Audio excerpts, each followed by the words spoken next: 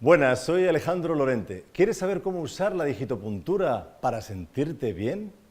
El punto de hoy va a ser muy útil para la bronquitis y la tos. Está en esta zona debajo del hombro y podemos encontrarlo. Es posible que duela un poquito. Si lo encontramos, vamos a apretar durante 10 segundos aproximadamente. Lo podemos hacer varias veces al día hasta que notes una mejoría.